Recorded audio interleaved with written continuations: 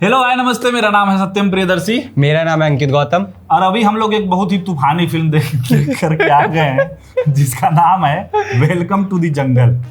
और मतलब बहुत कुछ है बताने के लिए और मुझे समझ में नहीं आ रहा है कि इसका हम लोग रिव्यू कैसे दें। ठीक है, क्योंकि हर वो बात जो हम बोलने जाएंगे ना मूवी में ही बता दिया गया है। कुछ कुछ जो चीजें हैं जो बॉलीवुड फिल्मों में होता है उस पर तंज कसा गया है। मेरे को नहीं करना ये फिल्म है भैया, करोड़ों रुपए मिल रहे हैं।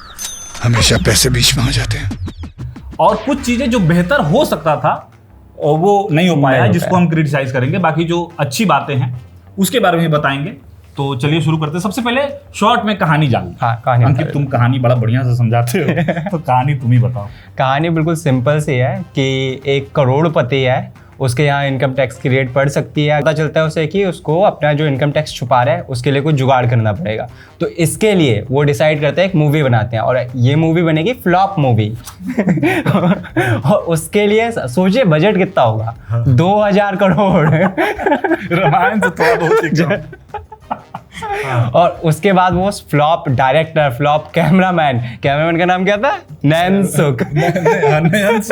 और डायरेक्टर का नाम था देवदास। दो डायरेक्टर थे। उसके बाद फ्लॉप एक्टर, घिस घिस घिस गाना, वो ही फ्लॉप एक्टर पूरा। अरे घिसर सब कुछ फ्लॉप उठाते हैं और एक मूवी बनाने बैठते हैं। अब इसी मूवी के अंदर बनाते हुए वो अलग अलग समस्याएं आएंगी और अलग अलग चीजें होती हैं। कहानी मेनली यही है कि वो मूवी के अंदर मूवी बन रहा है और जो बोलते हैं हम लोग स्लैपस्टिक कॉमेडी, जिसमें बॉडी टू बॉडी होता है और क्या बोलते हैं उसको, दौड़ा दौड़ी होगा, है ना, मारा मारी होगा। और उस प्रोसेस के तहत जो है कॉमेडी भी हमें देखने को मिलेगी, जो बहुत दिन से हम लोग मिस कर रहे थे। उसको एक तरह से रिवाइव करने की कोशिश है, जो कि वेलकम, भागम भाग, 2010, 5, 7, 8 इस समय जो मूवीज आती थी उसी को फिर से जो है वो लोग रिवाइव करने की कोशिश कर रहे हैं। और मुझे लगता है कि इसी वजह से नीरज बोरा का उन्होंने राइटर में नाम रखा है। लेकिन भाई मुझे तो नहीं लगता कि नीरज बोरा ये लिखते होंगे। जो आदमी इस दुनिया से चला गया है उसके नाम का गलत तरीके से आप लोग इस्तेमाल मत कीजिए प्लीज। उनकी लिखी हुई तो मूवी कहीं से नहीं लग रही है। अगर बेचना है वो बात अलग है कि उनके नाम से आप बेच रहे हैं। इवन मैं तो ये भी कहना चाहूंगा, मुझे ये 30 मार खां वाला थोड़ा फील दे रही थी, मगर 30 मार खां बेहतर है। हाँ, ये सच्ची बात। हाँ, तो अब 30 मार खां उस समय मुझे बेहतर नहीं लगी थी, मगर अब देखोगे इसके साथ ना घटिया मूवी आ गई। और हर घटिया चीज का भी एक वो क्या बोलते हैं, एक नाम दे दिया गया है कि अगर कोई घटिया चीज है तो that will be brain rot.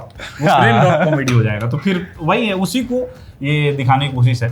तो अब हम बात कर लेते हैं कि परफॉर्मेंस पे किसका कैसा परफॉर्मेंस है। तो अक्षय कुमार का परफॉर्मेंस आपको कैसा लगा? मुझे तो ओके लगा। ऐसा लगा कि मीम देख रहा हूँ, बैठ के स्क्रॉल करे जा रहा हूँ। रेफरेंसेस है मीम के। हाँ, बहुत ज्यादा। आप सोच रहे होगे कि 2-3 है, नहीं, हर दूसरे तीसरे डायलॉग में रेफरेंस आ जाता है मीम का। कभी अक्षय कुमार कर रहे हैं, कभी अरशद वारसी कर रहे हैं अपना। बहुत ज्यादा देखने को मिला ना। हाँ। कौन है लोग, कहाँ से आते हैं लोग, इस तरह का। और ये नहीं कि केवल भागम भाग या उसको क्या बोलते हैं आपको, हेरा फेरी और हेरा फेरी, इसका ही नहीं। एक सीन है, कब है वो मैं नहीं बताऊंगा, जिसमें बजरंगी भाईजान का भाईजान का सीन का रेफरेंस है। तो इस तरह से वो क्या बोलते हैं, मूवी का रेफरेंसेस है। उसके अलावा अक्षय कुमार की एक्टिंग पे हम बात करते हैं। सॉरी, थोड़ा भटक जाते हैं। हाँ। अक्षय कुमार की एक्टिंग मुझे बहुत फैंटास्टिक नहीं लगी। जैसा वो काम करते हुए आ रहे हैं अभी पिछले कुछ सालों से, वैसी ही लगी मुझे। तो आपको क्या लगा? वही बात है कि कहीं ना कहीं वो प्रेशर है कि अक्षय कुमार इधर आजकल मूवीज में नहीं चल पा रहे हैं, तो लोगों को चाहिए कि हमको पुराना वाला अक्षय कुमार दिखे। अरे पुराना वाला अक्षय कुमार दिखाइए। इसका मतलब ये थोड़ी है कि उसी के मूवी को आपको सस्ता कॉपी बनाना है ना। तो वो दिक्कत मुझे लगी। उसके बाद अक्षय कुमार के अलावा जॉनी लीवर भाई चाहे जैसे एक्टिंग करे, उनके डायलॉग बोले भी ना तब भी हंसी आ जाएगी। कुछ ऐसा है। और कुछ ऐसा वो तो स्पॉइलर हो जाएगा, बट ऐसा है ना कि थोड़ा म्यूट में वो डायलॉग है, वो देखिएगा तब पता चलेगा। या अगर देख होंगे तो आप समझ पा रहे होंगे मैं क्या कहना चाह रहा हूँ। इतना बड़ा भी स्पॉइलर नहीं है, शुरुआत में ही पता चल जाएगा। हाँ, शुरुआत में ही पता चल जाएगा कि वो डायलॉग बोलते हैं, बोलते बोलते मान लीजिए 15 सेकंड का कंटिन्यूअस डायलॉग है, तो उसमें 8 सेकंड बोलेंगे, फिर 5 सेकंड अगले का 7 सेकंड में वो ऐसे केवल लिपसिंग होता रहेगा पर म्यूट हो जाएगा। तो वो है।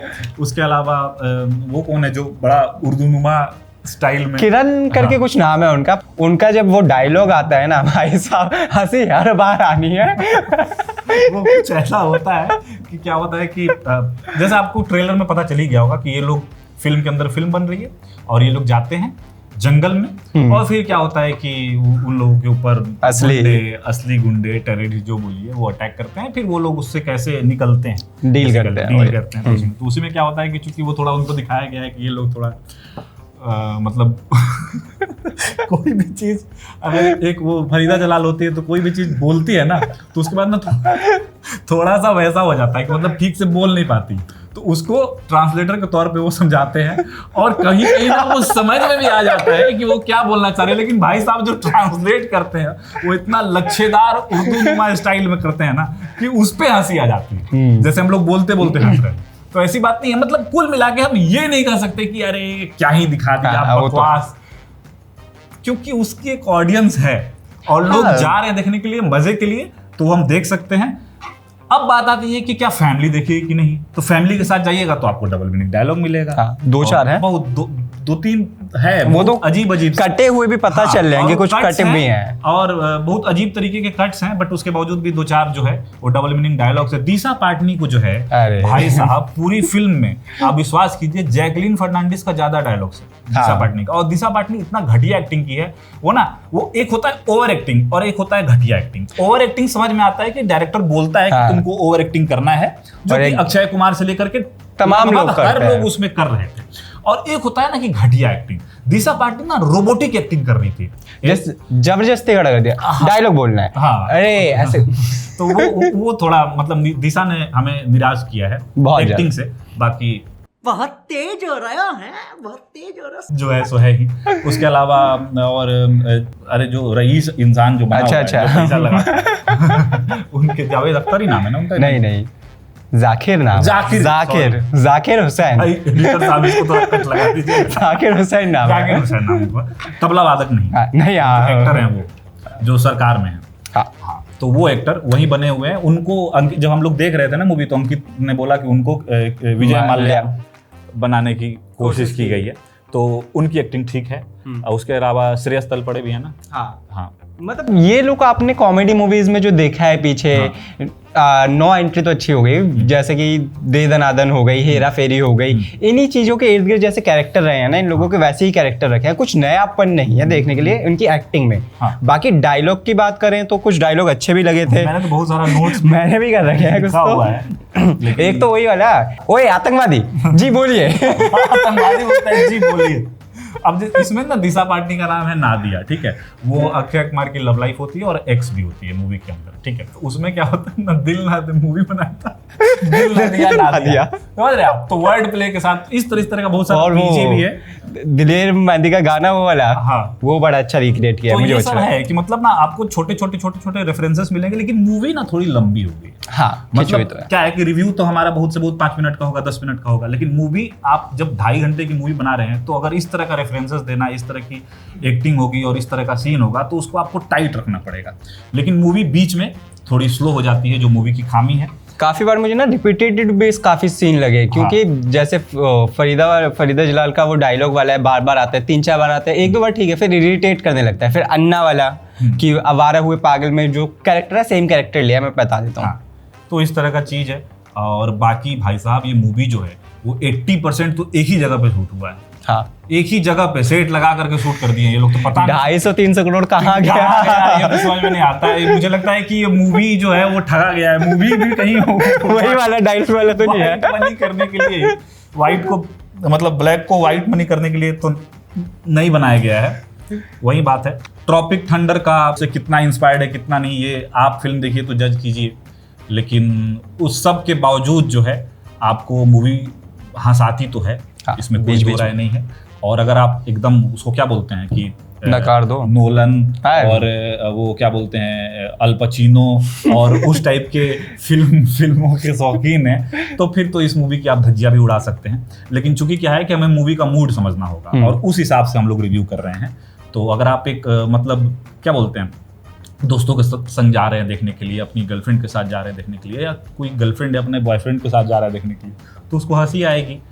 और जहाँ हंसी नहीं आएगी वहाँ पे आप लोग बात कर सकते हैं। अगर अकेले जा रहे हैं तो शायद जो है मूवी आपको जिला देगी। तो कुल मिला के मोटा माटी जो है वो यही है। गाने जो रीमेक हुए हैं वही अच्छे लगते हैं, जो नए गाने उसमें खाली एक घिस घिस अच्छा लगा है, जिसका हम अलग से वीडियो ही बनाए हुए हैं। तो वही बात है। और वो स्टार गाने की बात हुई है तो मिड वाला हाफ ट्रेलर में, मतलब बीच में जो वो है। तो अब लोगों को इंस्टाग्राम अगर आप देख रहे हैं तो 4 दिन मत ही देखिए अगर मूवी देखने का प्लान बना है, क्योंकि सारा कुछ वहाँ पे रिवील हो जाएगा। इंटरवल के समय ना बेसिकली एक गाना है और अक्षय कुमार आकर के बोलते हैं कि हमारे फिल्म में एक गाना था लेकिन हम सेट नहीं कर पाए कि वो गाना को कहाँ डाले, तो इसलिए इंटरवल में आप ये पहले गाना सुनिए फिर मुझे लगता है जबरदस्ती के गाने पहले ही बना लिए थे क्या मूवी से पहले। तो ये सारी चीज़ें हैं, लेकिन इन तमाम चीज़ों के बावजूद जो है वही बात है, मैं बार बार वही बोलूँगा कि आप जाकर के देख सकते हैं, बट बहुत ज़्यादा आशा मत रखिए, ठीक है। और मूवी को स्टार क्या ही दे जाएगा इसको, वो आपके ऊपर है, आपके स्वेच्छा के ऊपर है कि आप कितना स्टार दें। 1 से 5 तो नहीं बोलेंगे 1 से 3.5 के बीच में आप कोई भी स्टार चुन लीजिए, ये आपके ऊपर है। तो आप बताइए अगर आप देख लिए तो आपको मूवी कैसी लगी। देखते दिखाते रहिए लिट्टी चोखा। बहुत बहुत धन्यवाद। कोई बात से हमारी सहमति रखते हैं उसको भी कमेंट कीजिए, और किसी बात से सहमति नहीं रखते हैं उसको भी कमेंट कीजिए। गाली वाली मत दीजिए वरना हम लोग कमेंट डिलीट कर देते हैं। चलो बाय।